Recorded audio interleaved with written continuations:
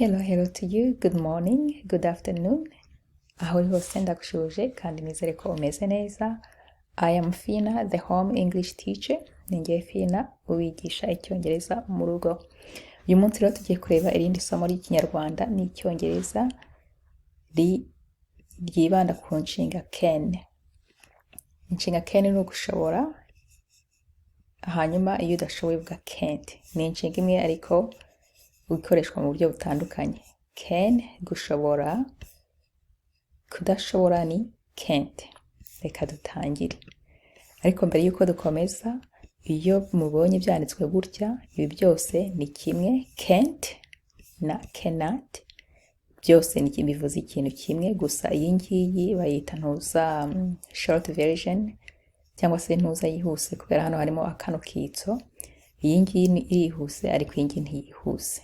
Ariko ni kimwe kandi ushobora no kubikoresha mu nyandiko uburyo wifuza. Ushobora gukoresha iyi ngiyi cyangwa se ugakoresha iyi ngiyi. Can't na kano kantu kari hariya hejuru na cannot byose ni kimwe. Inshinga rero turaza guhura nazo nshyashya, ndakeka ashobora kuza kuba ari amagambo mashyashya kuri benshi. Ni to think, gutekereza, to cry, gukambakamba, to swim, koga, to fly, kuguruka, to type, kwandika, to ride, gutwara, to sing, kuririmba, horse, ifarashi. Ubwo rero ino nshinga yitondagura ushobora kuvuga I can, mbese ushobora gukoresha zino ntuza zikoresha eshatu, I can, you can, ariko zirarenga iyo umaze gukoresha he, it na she, we, they can. Byose ushobora kubikoresha I can, you can, she can, he can, he can, we can, they can. Cyangwa ushobora kuvuga ko bidashobora byose ukoresheje zino ntuza. Okay, ndumva gutondagura twarabyize. Ariko niba mufiteho ikibazo mushobora kumbwira, hanyuma nkazakora irindi somo ryerekeranye nabyo. So dukomeje rero, ahangaha ni can, I, you, he, she, it, we, they. Izi ni ingero zitandukanye. Ubwo urugero rwa mbere ni Tina can speak Kinyarwanda. Tina can speak Kinyarwanda. Tina ashobora kuvuga ikinyarwanda. She cannot speak Japanese. Ntabwo ashobora kuvuga ikiyapani. She cannot speak Japanese. Ikiyapani ni ururimi ruturuka mu Buyapani. Okay? Noneho tubaze dushaka kumenya niba Tina azi ikinyarwanda. Can Tina speak Kinyarwanda? Can Tina speak Kinyarwanda? Tina ashobora kuvuga ikinyarwanda. Hari hejuru batubwiye ko abishobora, so yes, she can. Yego arabishobora. Can Tina speak Japanese? No, she can't. Cyangwa se no, she cannot. Byose ni kimwe. Can Tina speak Japanese? No, she can't. Ahangaha rero ni complete the sentences with can or can't. Uzuza mwa zino nteruro ukoresheje gushobora cyangwa se kudashobora. Urugero rwa mbere ni a bird can fly. A bird can fly. Inyoni ishobora kuguruka. Iyi ni ntuza iri kuri lista y'amagambo mashyashya. A tortoise can't walk fast. A tortoise can't walk fast. Akanyamasyo ntago gashobora kwihuta. Walk fast. Kugenda wihuse. Walk fast. Nkuko twari tumaze kubivuga, can't na can byose ni kimwe. Okay? A horse can run fast. A horse can run fast. Ifarashi ishobora kwiruka yihuse. Ifarashi kuri mwe mutayizi yenda ni inyamaswa imeze nk'inka, ariko ni ndendeho gatoya kandi iriruka nka cyane. A horse can run fast. A fish can swim. Isamaki ishobora koga. A fish can swim. A fish can't live on land. A fish can't live on land. Isamaki ntabwo ishobora kuba ku butaka ahantu hatari amazi. Cannot, can't. A fish can't live on land. Okay? My uncle is a pilot. He can fly planes. My uncle ni nukuvuga marume ni umuntu uza ni umutwazi w'indege, ashobora gutwara indege. My uncle is a pilot. He can fly planes.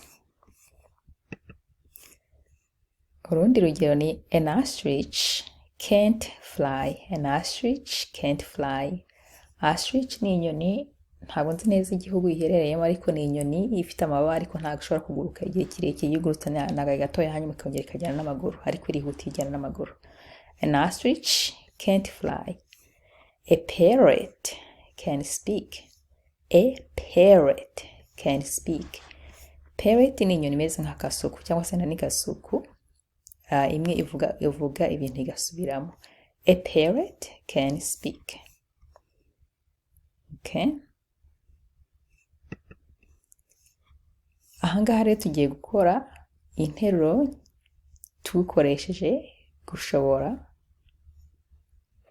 Choosing from the expressions below. Choosing ni ukuvuga guhitamo uko mbese ukoresheje zino nteruro ziri hano hasi. So dufite interuro eshanu zitandukanye ni draw wonderful pictures, play basketball, design buildings, write exciting detective novels, meet and interview a lot of interesting people. Kuva gushushanya amanuza, amafoto meza, gukina basketball, kubaka cyangwa se gushushanya nanone uko amazu azubakwa, kwandika ibitabo bigize by'ubucokombuzi, cyangwa se guhura no kubaza ibibazo abantu batandukanye. Urugero mbere yuko tugeza ku izo nteruro ni My grandmother was born in France. She can speak French very well.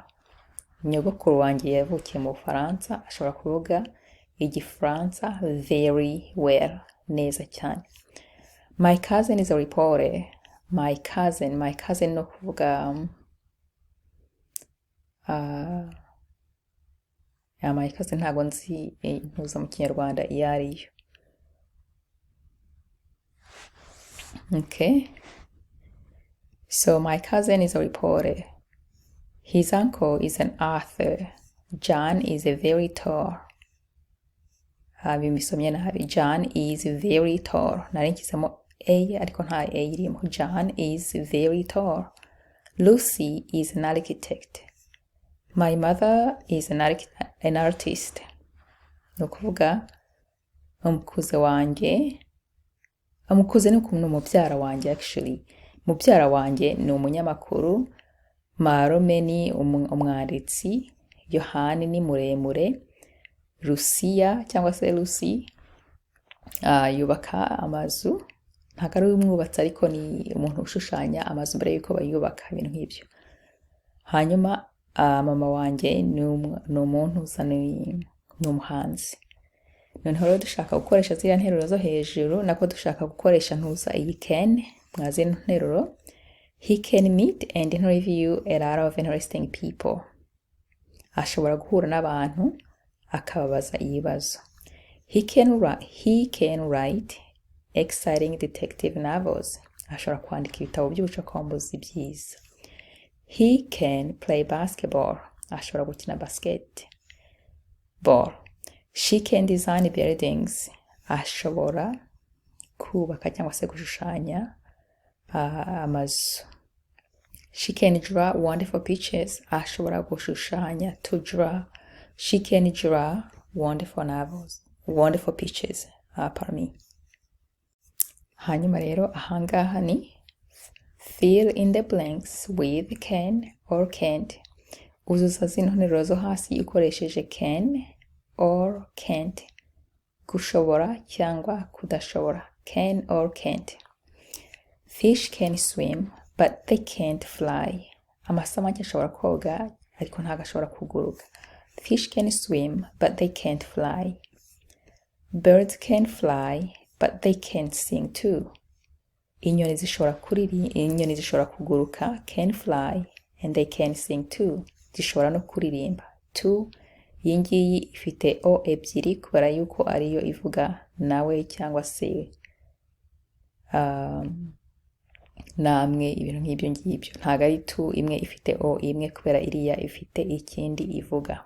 Okay, nta nubwo ari tu ya kabiri umubare kabiri. Okay, animals can't think but humans can. Vuga animals can't think but humans can. Nukuvuga ko inyamaswa ntabwo zishobora gutekereza, ariko ndumva ari ukibeshya, ziratekereza ariko abantu barabishobora. Animals can't think but humans can. Okay, a 6-month-old baby can't walk but he can crawl. Umwana w'amezi 6 can't walk, ntabwo ashobora kugenda, but he can crawl, ashobora gukambakamba. A 6-month-old baby can't walk but he can crawl, ashobora gukambakamba. Can crawl, gushobora gukambakamba. Urundi rugero ni Max, ubwo nyine n'umuntu witwa Max cyangwa se Maxwell. Max can solve this problem because he's good at math. Max can solve this problem because he's good at math. Nuvuga ko Maxwell ashobora kubona ibisubizo by'imibare cyangwa se ashobora kubona ibisubizo by'ibibazo by'imibare kubera azi imibare myinshi, mbese ni inzobere mu mibare. Mujye mwibuka ko izi nteruro ushobora amanura amazina ushobora kuyasimbuza ibindi bintu wifuza, gusa icyangombwa ni ukumenya gukora interuro zumvikana. Max can solve this problem because he's good at math. Kuba good at something, nako iyo umuntu avuze ngo good at something ni ukugira ikintu ubamwo inzobere. Good at reading, good at singing, good at cooking. Nukuvuga ko iyo uvuze good at cooking ubuzi uri inzobere mu guteka, ubu uri umushefu nyine mu gikoni. Urundi rugero ni Jane can type 80 words a minute. She's a good secretary. Jeanne ashobora kwandika amagambo 80 ku munota, ni umusekreteri mwiza. Abasekreteri ni abantu bakora mu biro birirwa bari bandika cyangwa se bahura n'ibintu bitandukanye ariko batagomba gushyira hanze. Okay, Kenzo is only 10, so he can't ride a motorcycle, but he can ride a bicycle. Kenzo is only 10, so he can't ride a motorcycle, but he can ride a bicycle. Kenzo afite imyaka 10, ntabwo ashobora gutwara moto, ariko but ashobora gutwara igare. Kenzo is only 10, so he can't ride a motorcycle, but he can ride a bicycle. My uncle is a mechanic. He can mend all types of cars. My uncle is a mechanic. He can mend all types of cars. Ni ukuvuga marume ni umukanishi, ashobora gukora imodoka zose zitandukanye. All types of cars. My uncle is a mechanic. He can mend all types of cars. Umva rero ko ari intuza ari skill set nziza uno marume afite, sibyo? Ndumva rero isomo aranga harigarukiye. Ndabashimiye gutega amatwi, kandi niba neze ko byose bisobanutse, niba hari ibyo mutumvise neza please leave a comment harimo hasi, kandi nanone ndabashishikariza kwiyandikisha cyangwa se subscribe no gukanda kariya kazogera gahari kugira ngo mujye mubona notification mu gihe ikindi irindi somo ryaje. Hanyuma don't forget to share and like, of course. Until next time, you guys take care and I will talk to you later. Ubwo naho utaha ibihe byiza rero kandi mukomere ngaho, bye.